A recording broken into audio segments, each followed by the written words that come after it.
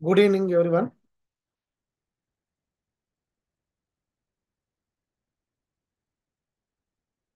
Today, we are going to discuss about sources of sources and trends in irrigation. What are the sources are there, particularly in Telangana state, and how these trends happened in irrigation, and also the rainfall. We are going to discuss net irrigated area by the sources of irrigation and a grass irrigated area by the sources. Mission Kakatiya. We are going to discuss now. As we know that any agrarian economy, when we look at the or when we observe agricultural production and productivity, which all are depend on the irrigation facilities. If we are having proper irrigation sources, that leads to increase the productivity and production or produce, what we call. Okay, so there is a positive association between irrigation facility and productivity. So if this increases, the productivity also increases in any state of the country. So when we observe according to the levies, the revolutionary changes, particularly agriculture sector, the revolutionary changes in a farm sector, that is cultivation side, okay, can be obtained through the provision of adequate, irrigation facility and agricultural inputs. If these changes will happen, then we can say that there is a revolutionary changes happened in the agricultural sector. What does it mean? If we provide these two changes, that is irrigation facility, at the same time agricultural inputs, so that there is a productivity will increase in a tremendous manner. So that is according to the Arthur Lewis. So when we talk about the government of Telangana, the Telangana government has taken various projects, particularly the key irrigation sector, such as large irrigation sectors are there, medium scale irrigation projects are there, and also restoration of the minor irrigation tanks through the Mission Kakatiya. Restoration of minor irrigation, uh, generally uh, we observe in the villages. So through the Mission Kakatiya also, this restoration of these irrigation tanks, so that the groundwater will increase with the help of the Mission Kakatiya. So the government of Telangana has uh, taken some priority to increase the irrigation infrastructure, particularly improving the economic conditions of the farmer. When we benefit, when we create the uh, irrigation facilities or improve the infrastructure of irrigation facilities, that leads to increase the economic conditions of the farmer, because then farmers productivity production will increase. So the irrigation infrastructure for improving their economic conditions of the farmer. So because we can say that there are two reasons, we can say that majorly the Telangana state geographically located in rain shadow area. Okay, some most of the areas are depending on the rainfall. So as a result, what will happen if rain doesn't come? Then that area frequently drought area. And the second one, the state was deprived by the due to share of river water, as long as the combined of the state. So this led lower crop, and due to lower crop, the income of the farmers also very low. So this is the two reasons, particularly for the improving the uh, economic conditions of the farmers, for providing the irrigation infrastructure facilities. So the government of Telangana, when we observe, has taken various, irrigation projects, particularly to transform to provide the irrigation at least to, 1 crore acres of land in Telangana state. That is the reason why irrigation projects has implemented by the Telangana government. In this direction, when we observe uh, there are completion of long pending projects. In the Telangana, there are major projects are there. At the same time, medium projects also there, irrigation projects. They have to complete the long pending projects so that we can provide the irrigation facilities to the farmers. And the second one, the gap in the irrigation potential or renovation of the irrigation infrastructure, so that we can improve the uh, water sources or irrigation facilities. Restoration of old irrigation tanks that that that are particularly lifeline for the rural areas, so the groundwater will increase with the help of the restoration of the age irrigation tanks. So in this context, when we talk about the analyze the resources and tanks, particularly irrigation facilities that also increase the progress of Mission Kakatiya. This is, this program particularly to revival of the tank irrigation in Telangana state. There are, when we come across or when we think of government has taken some initiatives, particularly to develop major and medium irrigation projects. So here, major when we observe in Telangana's map, there are major rivers passing through the Telangana state, that Krishna and Godavari rivers.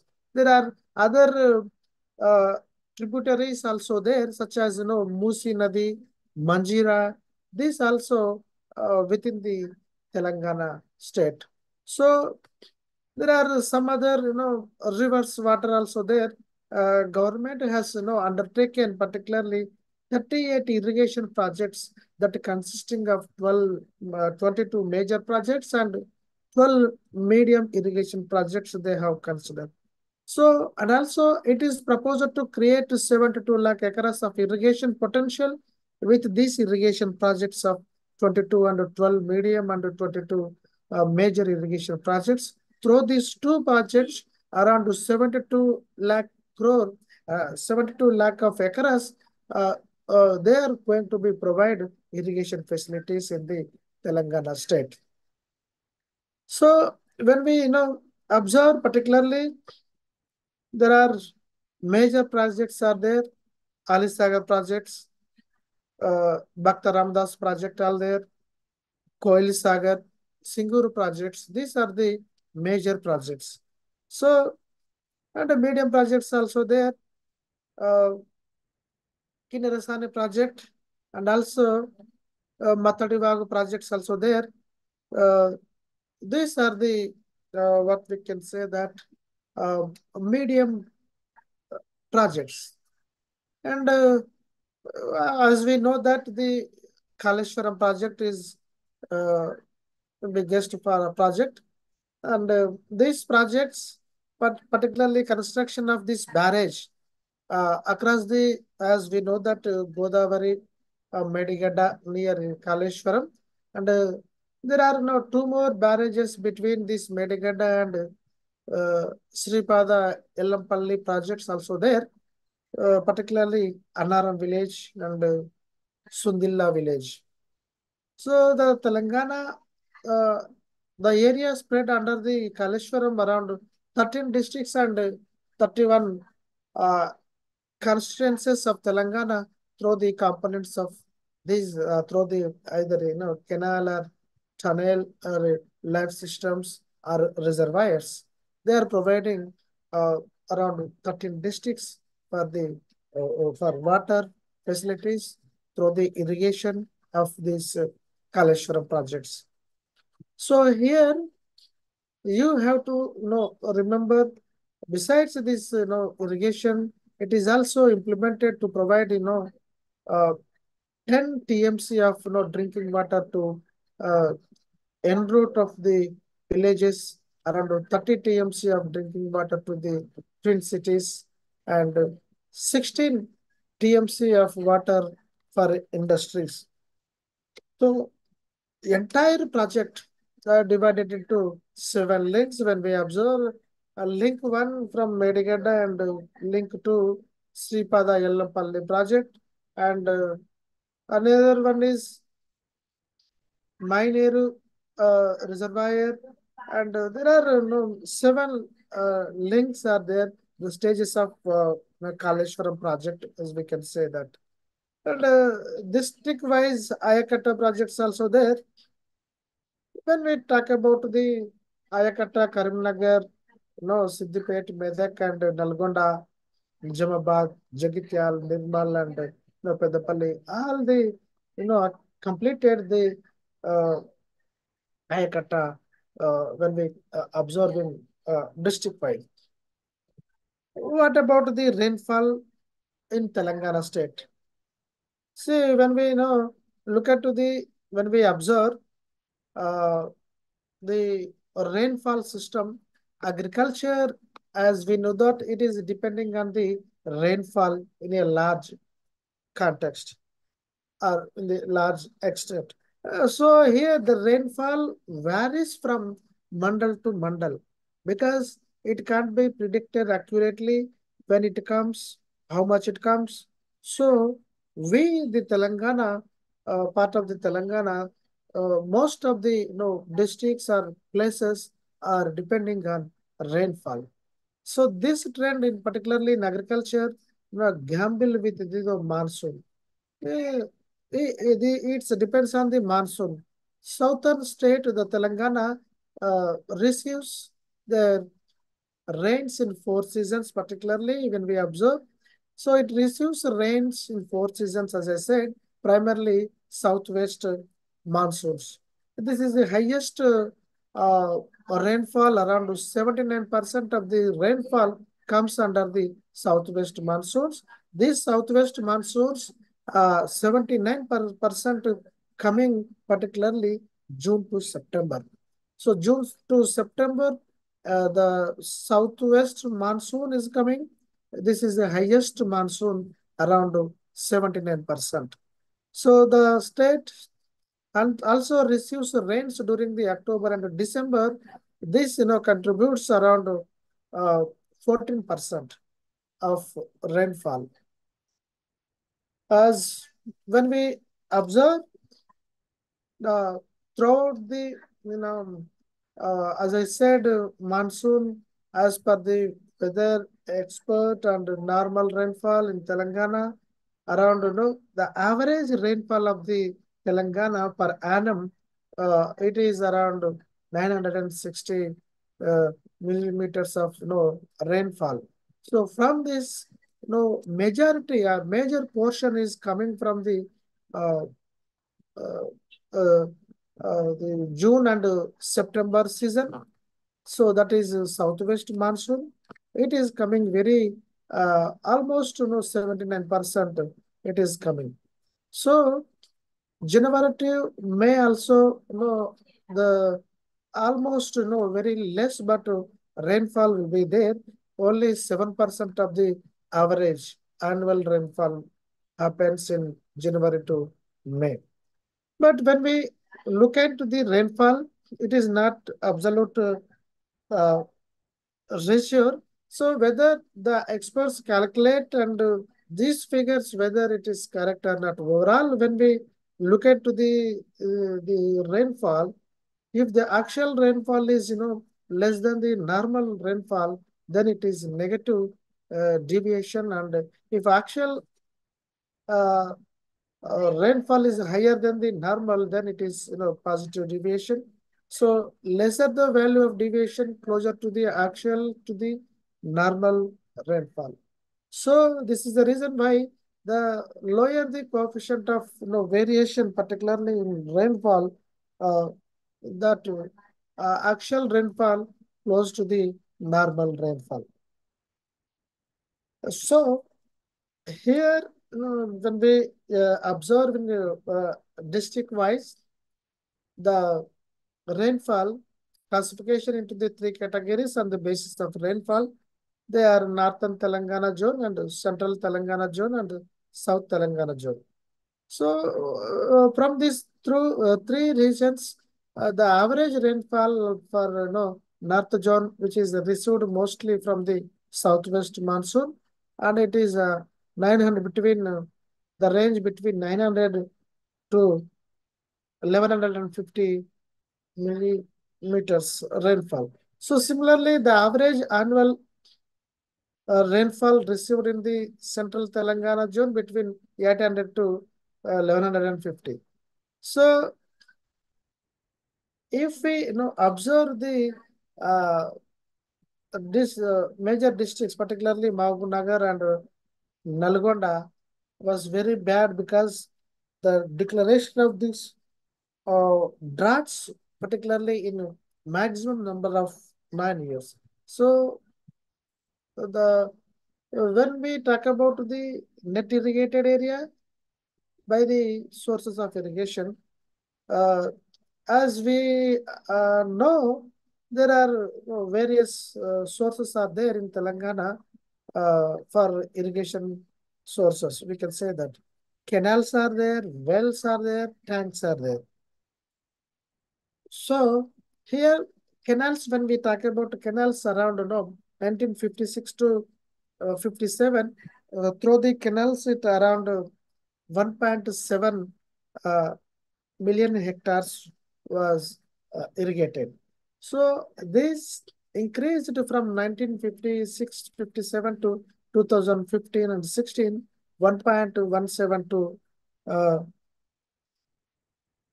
it increased 1990 and 91 around 3.52% through the canals. But drastically, when we observe from 2011 and 12 to 2015 and 16, the irrigation area under the canals was drastically decreased. So, but when we talk about the wells, particularly 1956 to 2014 and 15, when we observe the accurate data or actual data, particularly mm, these data from socio-economic outlook from 2014 and 15. So, particularly from the wells, 56 and 57, it was around 1.3 uh, lakhs of hectares.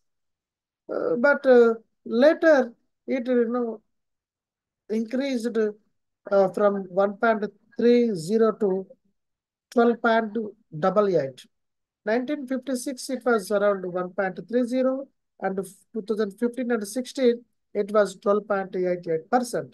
So through the wells, the irrigation sources are the our cultivation area increased tremendously, we can say that. Eh, then we talk about the tanks. We talk about the tanks and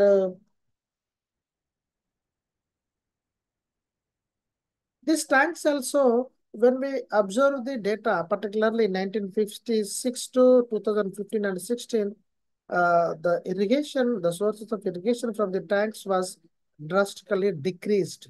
Canals also decreased, tanks also decreased, but the wells, uh, particularly tube wells and these increased, tremendously because 1956-57 it was around 1.30. That increased in 2015 and 16 around 12.88%. So through the canals and tanks drastically decreased, but through the wells it was increased uh, of irrigation sources.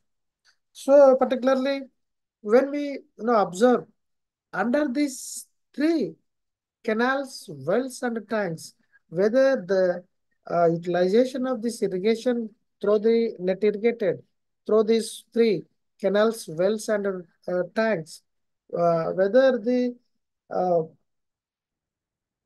area of irrigated increased or not. When we observe the data, it is increased because 1956 and 57 it was around 8%, and 2015 and 16 it was almost double, 14.86%. It is increased from the canals, wells, and tanks, particularly net irrigated sources. So when we talk about the grass area irrigated in the state, as per the data, Government of India has no uh, has given the data. Uh, so around 31.5 lakhs hectares during the 2013 and 14, it has decreased to 20.28 lakhs of hectares in 2015 and 16. So that it was a decreasing trend. So then we talk about the Mission Kakatiya. As we know that Telangana is located in Deccan Plateau. So Telangana is located in Deccan Plateau, particularly the topography is relatively very high. Um, so therefore, the tank irrigation is most ideal mode, and for particularly for this agriculture purpose. So the government of Telangana launched the flagship program. This is called as Mission Kakatiya. It is also known as Manavuru Manacharu in 2015. To restore the almost 46,531 tanks in the state through the community participation, particularly to ensure the sustainable water security in the villages. So further, it reaching the sustaining the groundwater sources, and a major benefit of this activity also. The main objective of this mission Kakatiya is to enhance the agricultural based income, and for small and marginal farmers they have to accelerate their development through the minor irrigation infrastructure, this through the mission Kakatiya. So strengthening the community, particularly based on the restoring these tanks and their full potentials, so that the government has recognized uh, and restoration of these minor irrigation tanks. So that they can, gain the store of water and extend their original capacity of, in order to effectively, they can utilize the TMC of water which are located particularly these minor irrigation sectors. So from the Godavari and Krishna River basins, they are utilizing this almost 255 TMC water. They are for particularly for minor irrigation sectors. So this Mission Kakatiya, their aims bridging the gap, particularly that Ayakatu of this almost 10 lakh acres of adapting this, particularly the following this related to the mission Kakatiya, because it repairing the uh, uh, what tanks, and also they are strengthening the tanks, particularly that original standard, and if wherever it requires they are uh, repairing the feedal channels, and to standard the getting of water, particularly freely into the tanks.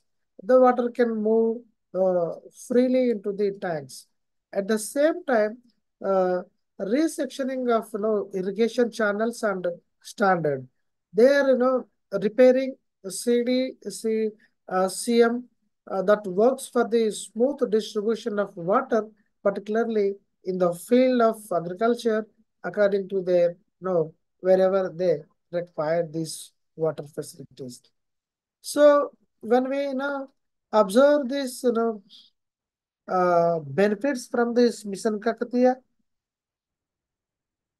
uh, particularly the farmers voluntarily came forward, and they silt from the tank beds and at their own cost. Then that very very useful for increasing their crop yield and reducing the in soil erosion. So that increase the soil moisture and the plant size also increases. So, so far when we observe this Mission Kakatiya, almost 2,449.28 lakhs of cubic meters silt that has, conveyed and the farmers resulting in the saving of 966 crore rupees. So there are, other findings also there. When we, look into this point of view, the irrigation facilities, the chemical fertilizers, they are usually utilizing, and the 33 points to 50% that results in the reducing the expenditure of around 27%. And also when we observe the rise in the groundwater table around 2.4, so the Ayakatu has reduced from 42.40 to 23.20 after Mission Kaktiya program. So irrigation intensity has been, increased very high, almost, 45.6% crop yield have been increased from, uh, among these, 45, 19.60 for paddy and almost 11% for cotton after implementation of the Mission Kakatiya. So the growth in Ayakatu during the period when we observe, particularly,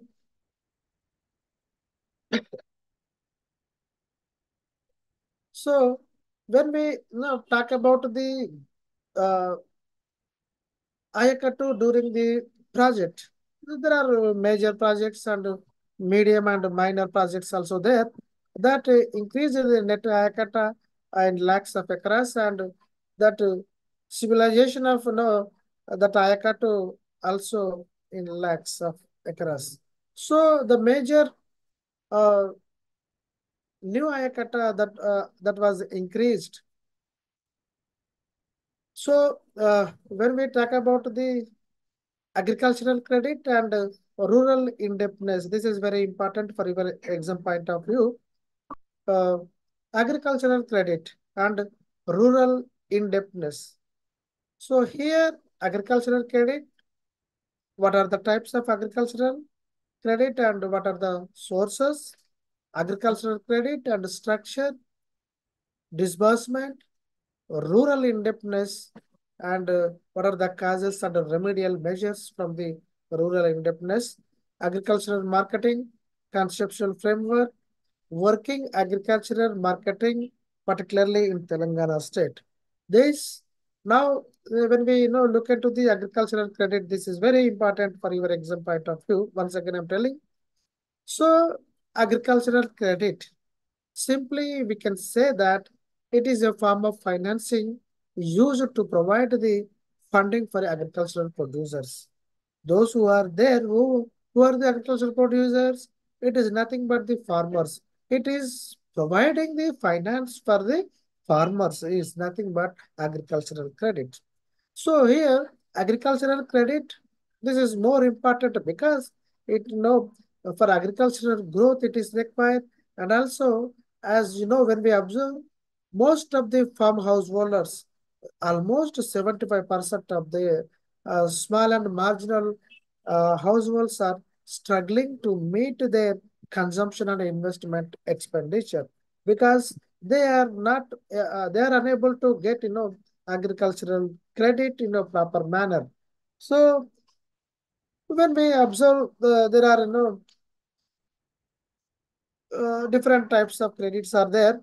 Agricultural credits, particularly they are, depends on the period and depends on the purpose of agricultural credit which are required for the farmers.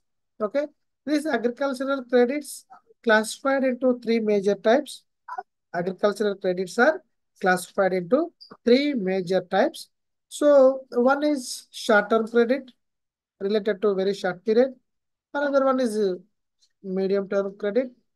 As we know that certain period compared to the short-term, it may be little bit long, and the long-term credit. So when we talk about the short-term credit, okay, the farmers in the state as well as in the country, they are require more credit to meet their short-term needs.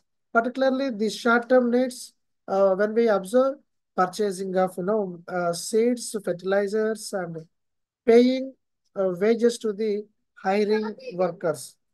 So this is related to the short-term credit, particularly this short-term credit period less than 15 months. This period is less than 15 months. So this type of loans are generally, rapid, after the harvesting. These loans are usually they provided by the government. These loans are also known as Takavi loans. These short-term loans are called as Takavi loans. Other institutional and non-institutional agencies also they can give short-term credit to the farmers. When coming to the medium-term credit, this type of credit particularly we observe uh, it depends on the requirement of the farmers for medium period. The range of this medium term particularly 15 months to 5 years. Between the 15 months and 5 years, farmers can come and get this type of credit facilities. Particularly, they can purchase the cattle or they purchase pump sets and other agricultural inputs or implementations. So this medium term credit are normally no larger size and compared to the short term credit. Here coming to the another uh, credit, that is long-term credit. Particularly when we observe the farmers, they also require finance for a long period of time. Uh, as I said, short term it is up to 15 months. Medium term credit it is 15 months to 5 years, and long term credit it is uh, more than uh, 5 years. So here they required uh, uh, this credit particularly for the purpose of buying additional land, or they can making any permanent improvement in their land like sinking of wells and or purchasing of land or horticulture purpose. So here the long-term credit requirement facilities particularly the repayment particularly this type of loans they are having very long period. So this type of credit farmers or cultivators, they have to produce personal surety or movable and immovable assets to get this long-term credit. Otherwise, they will not provide. So here the sources of agricultural credits. As I said, types of credits, short-term, medium-term, and long-term credit. Now, what are the sources of the agricultural credits? When we now talk about these agricultural sources, particularly there are institutional credits are there, non-institutional agencies also there. These two are providing agricultural sources, particularly credit sources. So institutional agencies or sources. Among the institutional agencies, cooperative societies are there, commercial banks also giving uh, credit to the agricultural laborers, and SHG bank linked agencies also providing, and government are particularly, these are the important institutional agencies, they are providing no credit to the agricultural. So another one is non-institutional agencies. As we can observe, money lenders, and also we can observe uh, input suppliers, or we can say traders, commission agents, or relatives also. They sometimes give money or credit to the farmers. Our friends also they support to the farmers. So these all are comes under the non-institutional agencies. Institutional agencies, cooperative credit societies, commercial banks, and HAGC bank linked uh, agencies. When we come into the non-institutional agencies, these non-institutional agencies, particularly, money lenders or input suppliers, they also, supply the inputs, and they charge, high rate of interest, and they took uh, too much of money from the farmers. And traders, commission agents also, relatives, friends, they are getting uh, agricultural credits from the non-institutional sources also. As we know that agricultural credit and structure, when we observe this, particularly the agricultural credit disbursement in Telangana, 2011 to 12, when we observe 11 to 12 and 11 to 12 and 16 to 17, the crop loan, uh, so how much percentage are agricultural term loans, are agricultural term loans, and allied loans. This how much percentage they have, you know, agricultural credit disbursement was happened in 2011, 12 to 2016 and 17. So when we observe the 11, 12, the percentage 142 percentage was there, but drastically it was declined in 2011 and 12. It was around 142, and 2017 and 18 it was only 68% the agricultural credit disbursement. Yeah. So this percentage, except percentage is the number of which are uh, decreased over a period of time. So here rural indebtedness, rural indebtedness, and what are the causes, and how to overcome this indebtedness, particularly in the rural areas. So particularly, we are talking about rural indebtedness.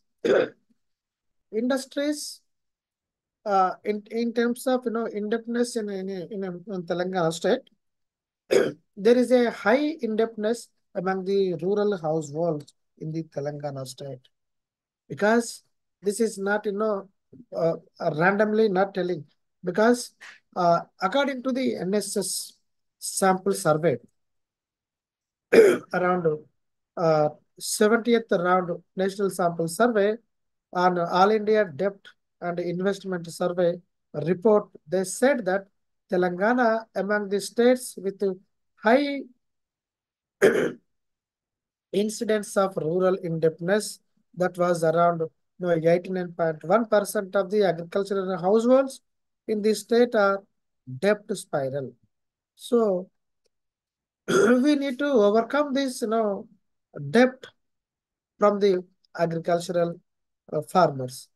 So here, when we observe particularly the low level of average asset value, uh, particularly warranting in the rural households, and these particularly small and marginal farmers we can observe, and non-institutional agencies for credit for the various regions.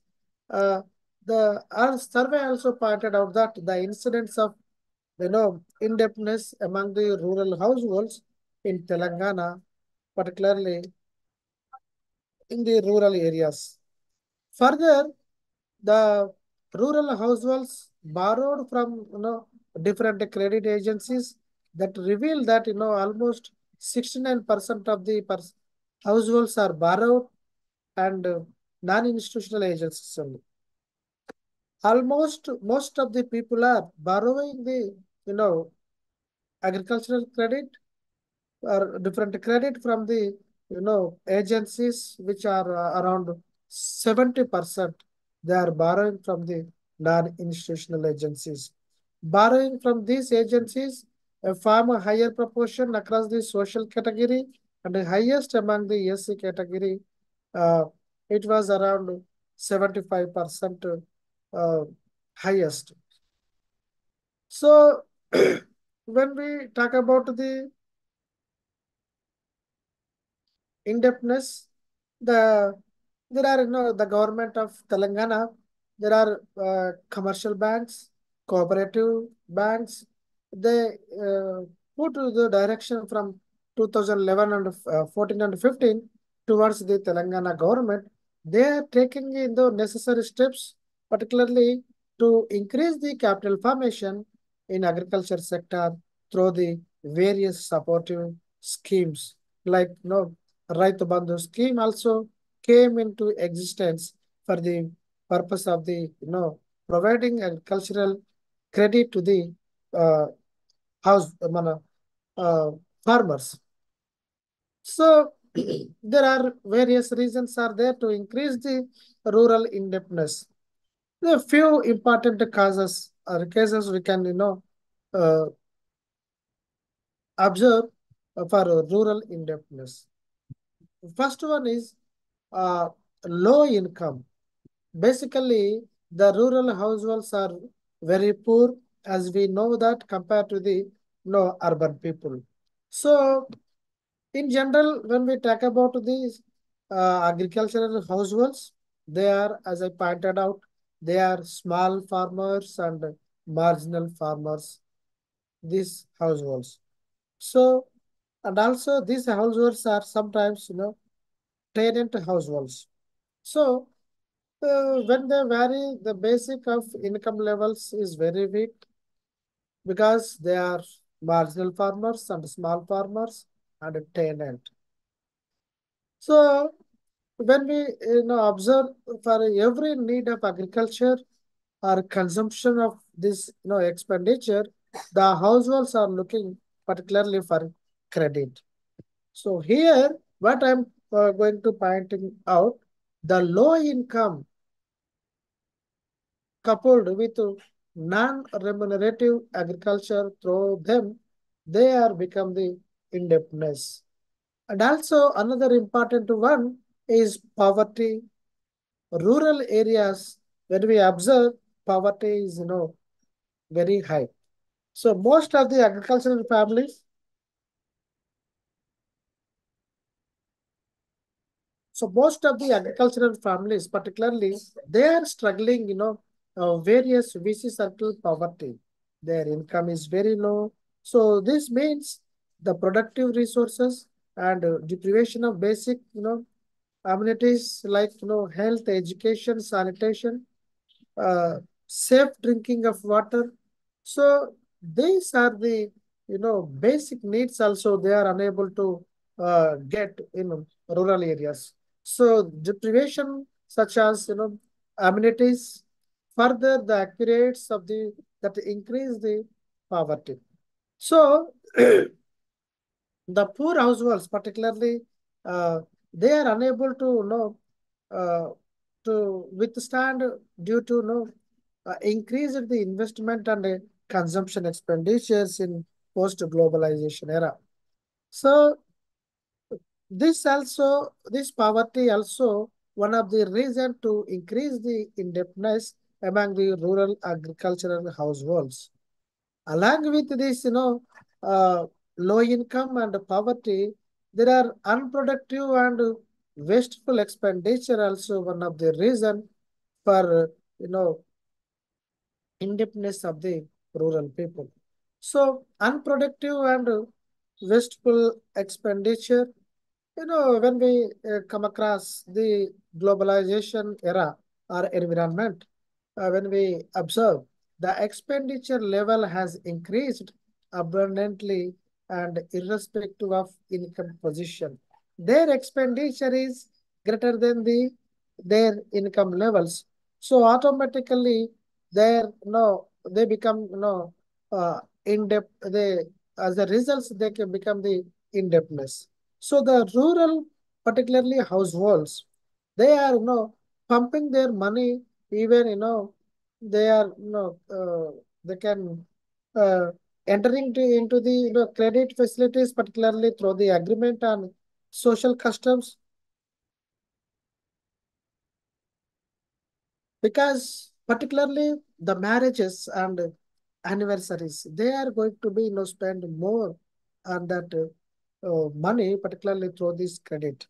So if such wasteful expenditure is born or happened through the loans, so it is very difficult. As a result, what will happen? Their indebtedness will increase automatically. So along with this, mm, inherited debt also there. This is as we can say that age-old saying that the farmers born in debt, in live in debt, and they die in debt, inherent debt. So inherited debt. Farmers are born in debt, farmers are live in debt, and they also die in debt only, because the debt has increased in agriculture sector, particularly in rural areas. That is the reason why indebtedness is increased like anything. If such inherited debt is not repaid within the time or within the stipulated time, the family has to be struggle with indebtedness. If they are taking loan from the uh, banks, they have to repay within the time. Then there is no problem. But what will happen?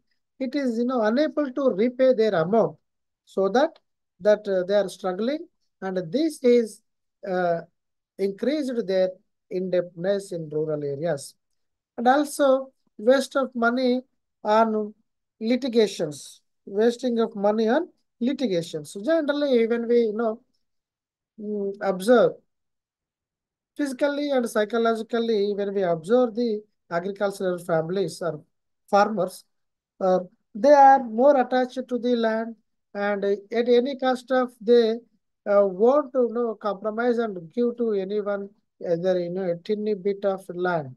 So in rural areas, the land issue is very common due to fragmentation of land holding, and for these fragmented holders, particularly scattered, these fragmented uh, households or holdings are scattered. So dispute in there with this respect, that will cause litigation. Then the poor farmers, particularly, they are wasting thousands of rupees for this, uh, fragmentation of land holdings and fragmentation holdings scattered. So the wasting of thousands of rupees in this count, and this is the reason why their indebtedness is increased like anything. And also poor financial inclusion, poor financial inclusion. So the 11th 5-year plan strongly envisaged that the inclusive growth policy to include those sections out of this, the socio-economic development, the poor family, particularly the rural households, particularly the agricultural households are not financially included in the institutional development process. So poor financial inclusion is there. So this also, because still they are uh, they are much relying on non-banking private financial agencies. They are most of the agricultural laborers. They are depending on the non-institutional banking private financial agencies. So that leads to even though they are getting the credit, but what happened? This leads to another reason for their indebtedness because these non-institutional sources they are charging more. They are you know putting pressure on the agricultural farmers and also weak marketing system.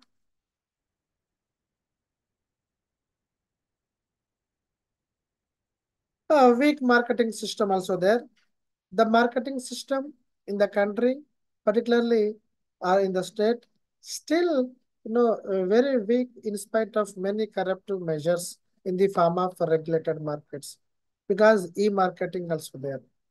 Poor and small marginal farmers and tenants, they are unable to sell their produce, what they produce, because uh, uh, and also they are unable to produce.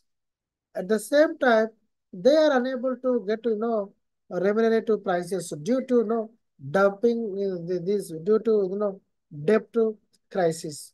Particularly because they are taken money from the from money lenders and private financial agencies.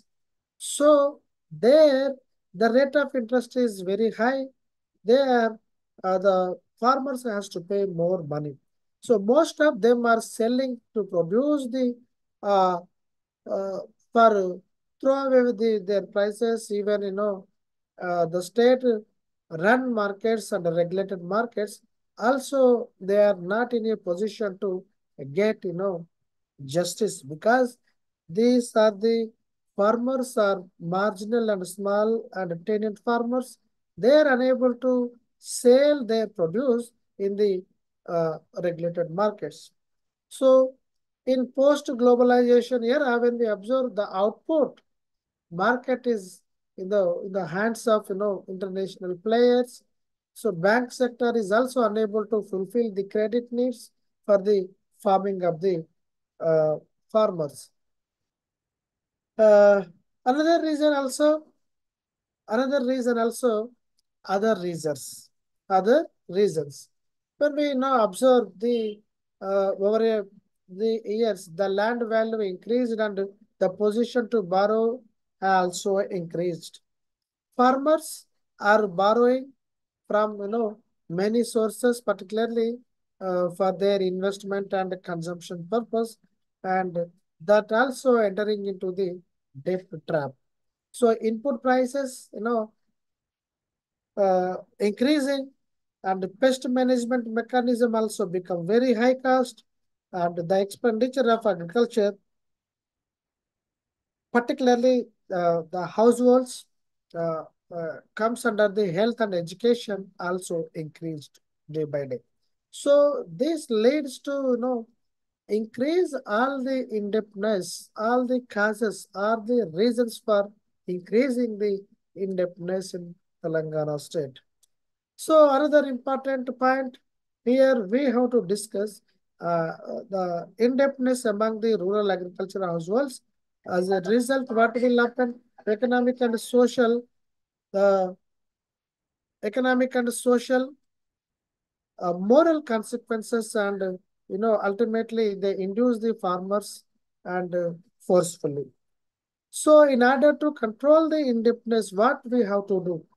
In order to control the indebtedness there, and also to overcome the suicide, farmer suicides, the government should take a necessary steps to overcome this indebtedness. Governments are have to take the initiatives so that that is strengthening the for loans, especially towards the private lenders by strengthening the institutional lending agencies. So when we observe this, how to overcome this indebtedness, the remedial measures are there for rural indebtedness. Corrective measures for the indebtedness consisting of two ways approach. One is to reduce the present burden and the other one is control the future burden of indebtedness. So the government has to take some initiatives, particularly specific act has to be taken by the government.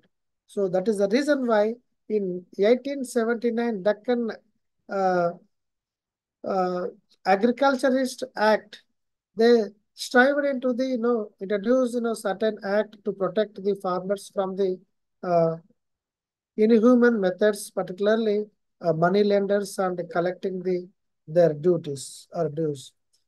So here, a specific act also came. The state government is, unified AP apart from the following central government initiatives. The loan weaving schemes also there. When we observe the suffering from the poor families, they're, communicating with overburden indebtedness. So the Telangana government, soon after the assumption of the, in terms of power, introduced the implementation of loan waivers. This scheme to be, benefited around 3.6 millions of the farmers. They are spending and introduced the implementation of this. So again in 2018, the government of Telangana has announced that the waive all agricultural term loans up to 1 lakh outstanding on December 11, 2018, and the government uh, earmarked around 6,000 crore for this purpose. At the same time, the debt control measures also they have taken, and under this debt control, Raitu Bandhu scheme also came into the existence from 2014. Raitu Bhima also there. It was launched in August 2018 with the collaboration of LIC of India. So under this Raitu Bandhu scheme, even the death of the, the Raitu Bima scheme, even the death of the family of the farmer will get 5 lakhs within the 10 days of the death.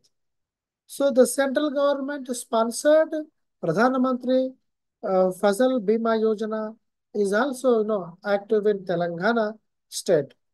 At the same time, there are, other measures also there, remedial measures. Banking sector also taking necessary steps through the online transaction system. The farmers' income is also